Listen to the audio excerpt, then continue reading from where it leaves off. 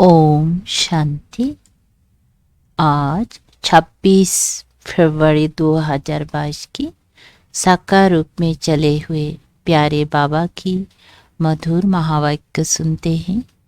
प्यारे बाबा बोले, मीठे बच्चे, रोज अमृत बेले ज्ञान और युग की बास धूप जगाओ तो विकारों रूपी भूत भाग जाएंगे।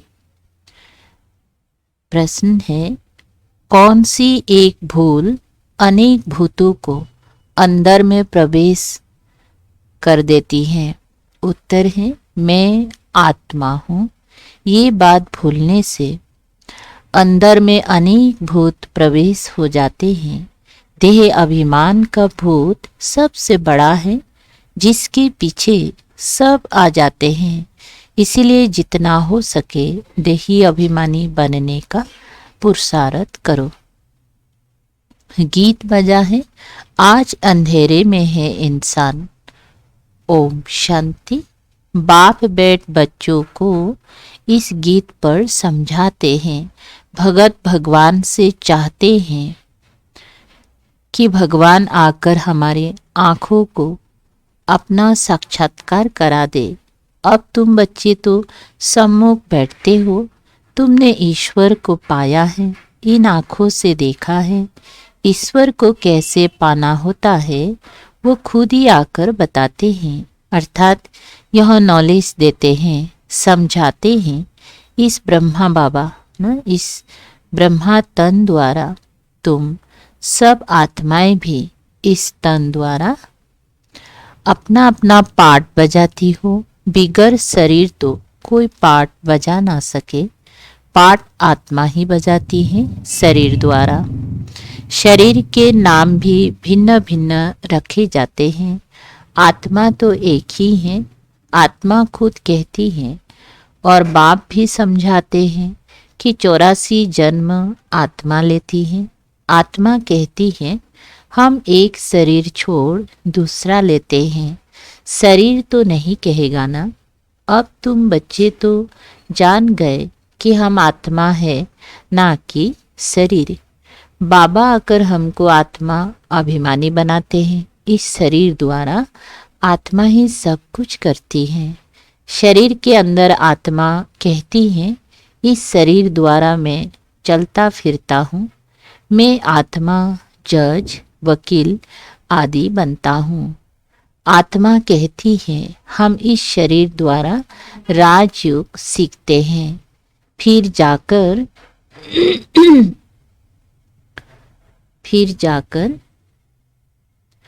राजा रानी की लिबास पहनेंगे।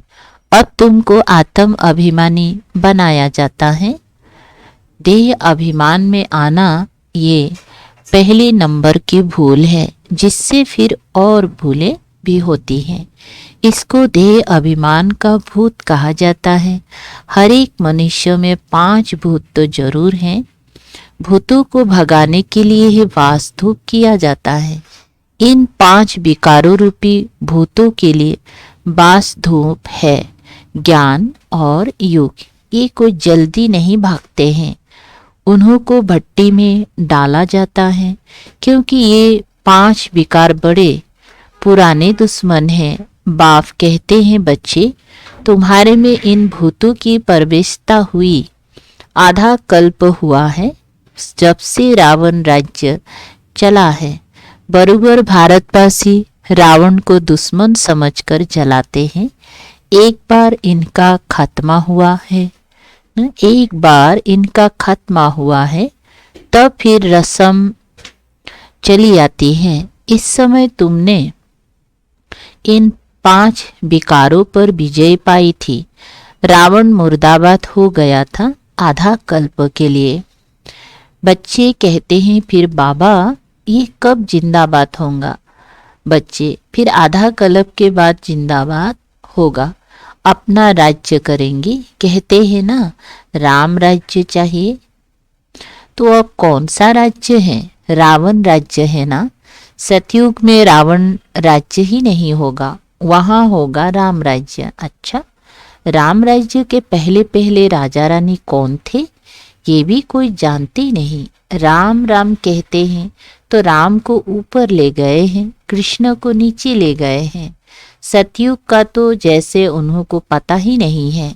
तुम परदेसिनी में भी लिख दो कि हर एक मनुष्य में 5 भूतों की प्रवेशता है। कम से कम 7 रोज भट्टी में रहें तब ये भूत सब भागे न। क्या बताए? कम से कम 7 रोज भट्टी में रहे तब ये भूत सब भागे। उन्हों को ज्ञान और युग का धूप चाहिए, उनके सिवाय कभी मुक्ति, जीवन मुक्ति पा नहीं सकेंगे। इस ज्ञान और युग का इंजेक्शन एक ही सर्जन के पास है। अब ये ज्ञान आत्मा को मिल रहा है। आत्मा समझती है कि बाबा हमको समझा रहे हैं और कोई भाषा में ऐसे नहीं कहेंगे कि परमपिता परमात्मा हमको पढ़ा रहे हैं। भगवान खुद भी निराकार तो बच्चे भी निराकार हैं। निराकार इस साकार द्वारा साकारी बच्चों को ज्ञान दे रहे हैं। ये तुम अच्छी रीति जानते हो ना। क्या बताएं? इस समय बाबा साकारी बच्चों को साकार द्वारा ज्ञान दे रहे, ये तुम अच्छी तरह जानते हो। परंतु चलते चलते कोई बच्चे भूल जाते हैं।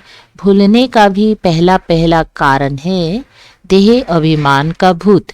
उसको भगाने का अमृत बेले ही पुरुषार्थ करना है। अमृत बेले बाबा की याद अच्छी रहती है। कहते हैं सिमर सिमर सुख पाओ, अमृत बेले का ही कायदा है। भगत लोग भी अमृत बेले ही सिमरन करते हैं। राम सिमर प्रभात मोरे मन। आत्मा बुद्धि को कहती है कि राम सिमरो। भक्ति मार्ग में तो ऐसे ही टुटके बनाते हैं, वो कोई रियलिटी में नहीं है। समझते नहीं कि काम भी भूत है। तुम लिख सकते हो सब में 5 भूत है। पहला नंबर है देह अभिमान, फिर सेकंड नंबर है काम महाशत्रु। आगे स्कूल में भी पढ़ाते थे कि तुम आत्मा हो। ये शरीर 5 तत्वों का बना हुआ है। आत्मा अविनाशी है, शरीर विनाशी है। अब तो ये पढ़ाई आदि कुछ नहीं। अब तुम बच्चों को पूरा परिचय दिया जाता है। प्रेसिडेंट को जरूर प्रेसिडेंट कहेंगे, प्राइम मिनिस्टर को प्राइम मिनिस्टर। दोनों की एक्ट अपनी अपनी है। वैसे परम पिता परमात्मा और फिर त्रिमूर्ति, उन्हों की भी एक्ट अपनी अपनी है। शिव को कहा ही जाता है पतित पावन। वे ब्रह्मा द्वारा पतितों को पावन बनाते हैं, उनकी ये ड्यूटी है। अब बड़े ते बड़ा तो है शिव। शिव बाबा कब जन्म मरण में नहीं आते हैं, बाकी ब्रह्मा द्वारा सर्विस करते हैं। शिव बाबा है एवर प्योर। ब्रह्मा विष्णु पुनर्जन्म में आते हैं। शिव बाबा तो करण करावनहार है। इस समय बाबा मीठे झाड़ का सेपलिंग लगा रहे हैं। जो और धर्म में कन्वर्ट हो गए होंगे वो सब निकल आएंगे। तो ये इतनी समझाने नया कोई समझ ना सके। 7 रोज भट्टी में पड़ने के लिए शिवाय मुक्ति, जीवन मुक्ति कोई पा नहीं सकते। अच्छा, तुमने भी भूतों को निकालने के लिए कितनी मेहनत की है। बुद्धि जब पवित्र हो तब ज्ञान अमृत ठहर सके। तुम बच्चे समझ सकते हो तो बरोबर बाबा की याद भूल जाती हैं। बहुत देह अभिमान आने से फिर मित्र संबंधियों आदि तरफ लव चला जाता है। कोई कभी मुंह का भूत ना आए। बाबा को कितने ढेर बच्चे हैं, मुंह की बात ही नहीं। जानते हैं आत्मा कभी मरती नहीं, मरने का ही डर रहता है। आत्मा ही अविनाशी है, परमात्मा भी अविनाशी है, वह जन्म मरण में नहीं आता। बाबा कहते मैं इस शरीर का लून लेता हूँ, मेरे रहने से इनको बहुत फायदा है। इनकी आयु बढ़ जाती है, गुलगुल हो जाता है। इनकी सब खामियां खत्म कर बिल्कुल नया बना देता हूँ। बाबा तो है ही सुखदाता, मेरे कारण ये युग सीखते हैं, तब तो तंदुरुस्त बन जाते हैं। किसी को गाली देना, गुस्सा करना, ये सब आसुरी स्वभाव है। सतयुग में ये गाली आदि होती ही नहीं। नाम ही कितना फर्स्ट क्लास है। हेवन, बैकुंठ, पैराडाइज कहते हैं। क्राइस्ट से 3000 बरस पहले भारत पैराडाइज था। इस हिसाब से बरोबर 5000 बरस ही हुआ। ये सत्य ज्ञान और सत्य नारायण की कथा कितनी सहज है। हम अभी नर से नारायण बनने की सत्य कथा सुनते हैं, राजयुग की। फिर यहाँ की बात भक्ति मार्ग में चली जाती है। वंडर है ना, भारतवासियों को पता ही नहीं कि लक्ष्मी नारायण ही राधे कृष्ण थे, इसलिए हम ये चित्र बनाते रहते हैं। तो मनुष्य समझे, तुम बच्चों के सेंटर वृद्धि को पाते रहते हैं, बहुत चाहते हैं सेंटर खुले। जांच करनी चाहिए कि कितने पढ़ने वाले हैं। स्कूल में स्टूडेंट तो चाहिए ना, पहले 2-4 आएंगे, फिर जास्ती होते जाएंगे। गली गली में मंदिर टिकाणे खुलते रहते हैं, फिर 1-2 को देख बहुत आ जाते हैं। सेंटर खुलने जैसा भी चाहिए ना। हर्जा नहीं खुलने में, परंतु विघ्न बहुत पड़ते हैं विकार के कारण। हम तो सिर्फ गीता सुनाते हैं, परंतु शुरू से इस बीज के कारण झगड़ा चलता ही रहता है। समझते हैं यहाँ जाने से बीज का प्याला नहीं मिलेगा। इस पर मेरा का इतिहास भी है। ऐसे तो बहुत कन्याएं और बालक ब्रह्मचारी रहते हैं, उनको तो कोई कुछ नहीं कहता। ये तो कल्प पहले भी गाली खाई थी, ये तो होना ही है। कोई तो पवित्रता की प्रतिज्ञा करते हैं, फिर हार भी खा लेते हैं। कल्प कल्प की लॉटरी है, इसमें जांच की जाती है कि कहाँ तक वर्षा लेते हैं, फिर कल्प कल्प लेते रहेंगे। कहाँ काम ना मिलने के कारण फिर क्रोध में आकर हंगामा करते हैं, तकलीफ बहुत देते हैं, मारते भी हैं। फिर जब समझ जाते हैं तो माफी भी लेते हैं। फिर भी अपकारी के ऊपर उपकार करना होता है। कहेंगे अच्छा, फिर पुरुषार्थ करो, अपकारी पर उपकार कर उठाना बेहतर है। रहम दिल बनना होता है। पहले पहले मेहनत है आत्म अभिमानी बनने की। देह अभिमानी होने से बाप को भूल जाते हैं, फिर भूले होती रहेंगी। हरेक की चलन से पता पड़ जाता है। मुख से हमेशा रतन निकलने चाहिए, पत्थर नहीं। आगे पत्थर निकलते थे, अब रतन निकलने चाहिए।